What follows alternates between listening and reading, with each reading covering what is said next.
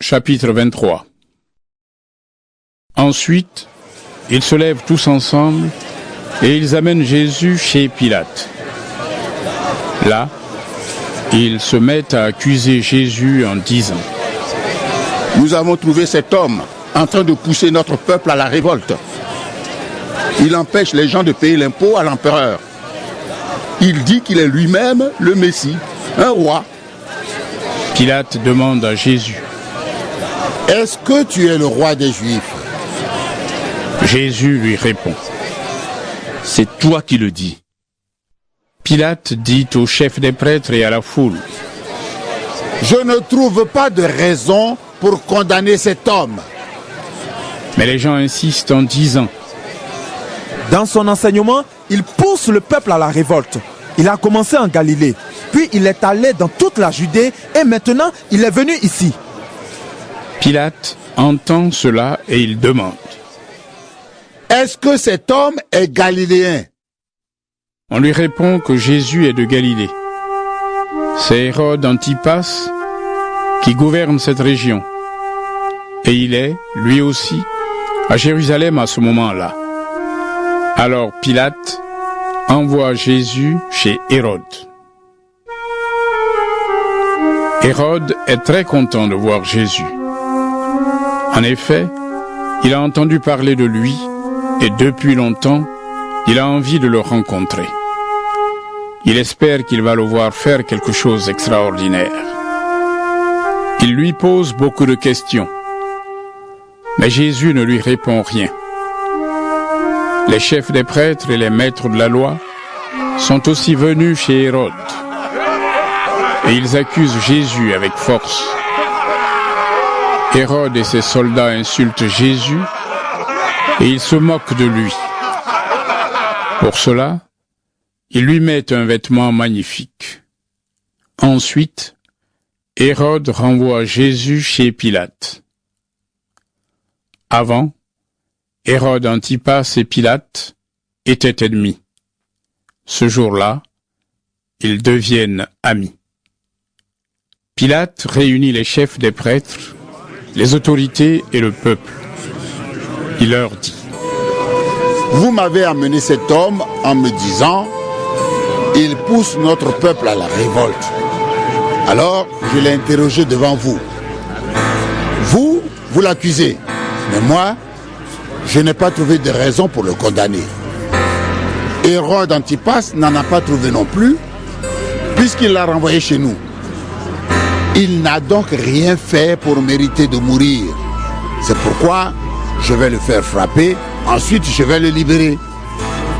Les gens se mettent à crier tous ensemble : Fais mourir cet homme! Libère-nous Barabbas! Fais mourir cet homme! Libère-nous Barabbas! Fais mourir cet homme! Libère-nous Barabbas! Barabbas a tué quelqu'un quand les gens se sont révoltés contre les Romains dans la ville. C'est pour cela qu'il est en prison. Pilate veut libérer Jésus et de nouveau, il parle à la foule. Mais les gens crient : Sur une croix! Sur une croix! Sur une croix! Sur une croix! Une troisième fois, Pilate prend la parole et dit : Qu'est-ce que cet homme a fait de mal ? Je ne trouve pas de raison pour le faire mourir. C'est pourquoi je vais le faire frapper et le libérer. Mais les gens insistent en criant très fort. Sur une croix! Et leurs cris sont les plus forts. Alors Pilate décide de faire ce que la foule demande. Il libère celui qu'ils ont demandé, Barabbas. Pourtant, on l'avait mis en prison parce qu'il avait tué quelqu'un pendant une révolte contre les Romains. Et Pilate livre Jésus à la foule en leur disant : Faites-lui ce que vous voulez. Les soldats amènent Jésus. Ils rencontrent Simon, un homme de Cyrène, qui revient des champs. Ils l'obligent à mettre la croix sur son dos pour qu'il la porte derrière Jésus. Une grande foule suit Jésus. Des femmes pleurent et sont dans le deuil à cause de lui. Jésus se retourne vers elles et leur dit: Femmes de Jérusalem, ne pleurez pas à cause de moi. Au contraire, pleurez à cause de vous et de vos enfants. Oui, le moment va venir où on dira: elles sont heureuses les femmes qui ne peuvent pas avoir d'enfants, celles qui n'en ont jamais eu et qui n'ont pas allaité de bébé. Alors les gens se mettront à dire aux montagnes: tombez sur nous, et aux collines: cachez-nous. En effet, si on fait du mal à l'arbre vert, qu'est-ce qu'on fera donc à l'arbre mort? On amène aussi 2 autres hommes, des bandits, pour les faire mourir avec Jésus. Ils arrivent à l'endroit appelé le crâne. Là, les soldats clouent Jésus sur une croix. Ils clouent aussi les 2 bandits, l'un à sa droite, l'autre à sa gauche. Jésus dit: Père, pardonne-leur. Ils ne savent pas ce qu'ils font. Les soldats tirent au sort pour savoir qui aura ces vêtements. Puis ils les partagent entre eux. Le peuple est là et il regarde. Les chefs des Juifs se moquent de Jésus en disant: Il a sauvé les autres, eh bien, il n'a qu'à se sauver lui-même, s'il est vraiment le Messie, celui que Dieu a choisi. Les soldats aussi se moquent de Jésus. Ils s'approchent de lui et ils lui offrent du vinaigre en disant: Si tu es le roi des Juifs, sauve-toi toi-même. Au-dessus de Jésus, on a mis une pancarte avec ces mots: C'est le roi des Juifs. Un des bandits cloués sur une croix insulte Jésus en disant: Tu dis que tu es le Messie.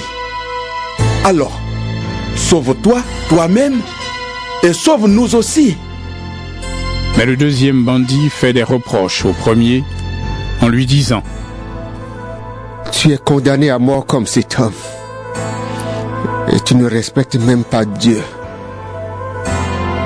Pour toi et moi, la punition est juste. Oui, nous l'avons bien mérité, mais lui, il n'a rien fait de mal. Ensuite, il dit à Jésus: Jésus, souviens-toi de moi quand tu viendras comme roi. Jésus lui répond: Je te le dis, c'est la vérité. Aujourd'hui, tu seras avec moi dans le paradis. Quand il est presque midi, le soleil s'arrête de briller. Dans tout le pays, il fait nuit jusqu'à 3 heures de l'après-midi. Le rideau qui est dans le temple se déchire au milieu en 2 morceaux. Jésus pousse un grand cri. Il dit: Père, je remets ma vie dans tes mains. Et après qu'il a dit cela, il meurt. L'officier romain voit ce qui est arrivé et il dit: Gloire à Dieu. Vraiment, cet homme était innocent.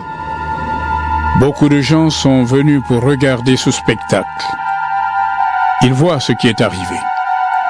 Alors, tous rentrent chez eux, pleins de tristesse.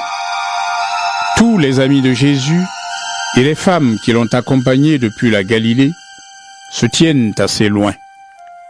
Ils regardent ce qui se passe. Il y a là un homme appelé Joseph, de la ville juive d'Arimathée. Il fait partie du tribunal des Juifs. C'est un homme bon et juste. Il attend le royaume de Dieu. Il n'est pas d'accord avec ce que le tribunal a décidé et fait.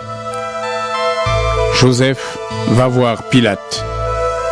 Il lui demande le corps de Jésus.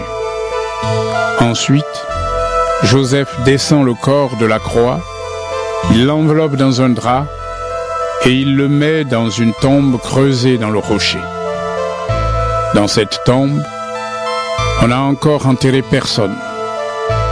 C'est vendredi et le sabbat va commencer. les femmes qui ont accompagné Jésus depuis la Galilée viennent avec Joseph. Elles voient la tombe. Elles regardent comment on place le corps de Jésus. Ensuite, elles rentrent chez elles. Elles préparent l'huile et les parfums pour son corps. Mais, le jour du sabbat, elles ne travaillent pas. En effet, c'est interdit par la loi.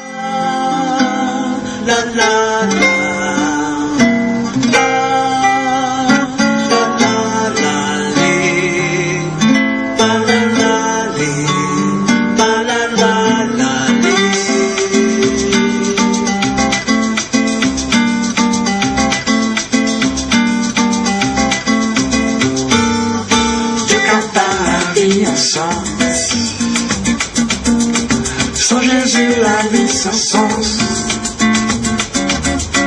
Dieu qu'aborde la vie en sens. Sans Jésus, précieux pour moi. Il a appelé moi, pardonnez-moi, changez de moi, sans cela vie moi, destinez-moi, l'homme et l'amour. Des jours fâchés contre moi, c'est des moments épuratifs qui cambrillent, négatifs pour moi périf, positif à l'obéissance.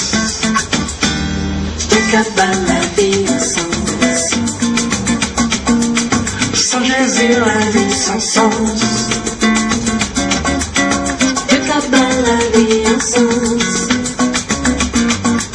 Sans Jésus précieux pour moi, il saisit moi, faut aujourd'hui priorité, mieux qu'on écrit, non à ça, v'lez freiner moi qu'à courir, pour nier le prix, dis-moi. Vini, pour ni place, paradis, récompense, là aussi, ça sensationnel.